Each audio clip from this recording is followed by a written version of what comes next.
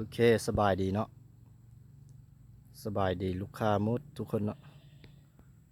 ก็ได้อาทิตย์ปลายแล้วเนาะบ่ได้มารีวิวเครื่องนะ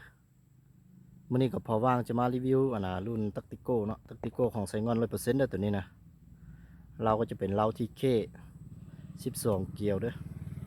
เราทีเคฮ่องกงเก็บเสียงก็จะเป็นตัวออกใหม่ล่าสุดนี่นะเก็บเสียงนะตัวนี้เบาน้ำหนักมันเบาเก็บเสียงได้ดีอีกส่วนทางก็จะเป็นทางคาร์บอนเนาะขนาดเป็น0.5เด้อ ใส่ถังคาร์บอนได้ใส่เก็บเสียงรุ่นนี้ได้น้ำหนักมันเบาเนาะรุ่นหลายเนาะน้ำหนักนะส่วนท้ายก็พับได้เนาะดึงขึ้นดึงลงได้คันว่าลูกค้าผู้ใดทานใดที่กำลังซอกหาตามหาตักติโก้ก็มาเบิ่งคันว่าถึกใจก็สามารถติดต่อเข้ามาหาได้เนาะเครื่องก็ยังมีพร้อมส่งเลย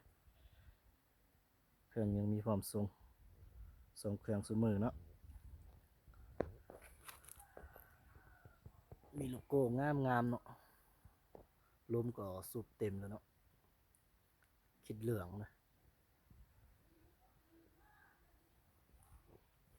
ไปเบิ่งฝากนั่นเนาะ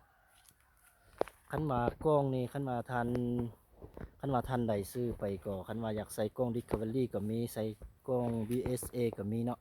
ส่วนทางก็คือกันเนาะทางอาลูหรือว่าทางคาร์บอนก็มีพร้อมส่งคือกันมีประกอบใส่คือกันเด้อคันว่าทันใดที่กำลังสอบหาตามหาก็สามารถติดต่อเข้ามาหาได้เนาะตัวนี้ปรับลมอยู่ที่10เนาะปรับลม10สำนียิงก่อตันแห้งแล้วเนาะยิงหอกยิงไก่ปลาก่อตันแห้งแล้วเนาะ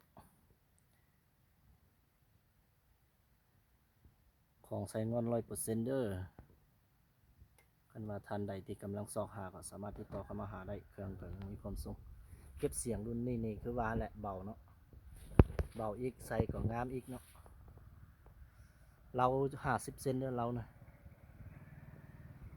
คันว่าลูกค้าท่านใดซอกหาก็ติดต่อมาได้เด้อ